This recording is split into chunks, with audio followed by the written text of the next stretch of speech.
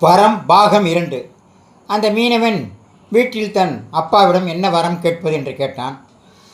நமக்கு ஒரு பெரிய பங்களா மாதிரி வீடு வேண்டும் என்று கேள் என்றான். அம்மாவை கேட்டான். எனக்கு கண் தெரியவில்லை, கண் பார்வை வர வேண்டும் என்று கேள் என்றான். மனைவியை கேட்டான். நமக்கு குழந்தையே இல்லை, திருமணமாகி உள்ள நாட்களாகியது, ஒரு குழந்தையை கேளுங்கள் என்றான்.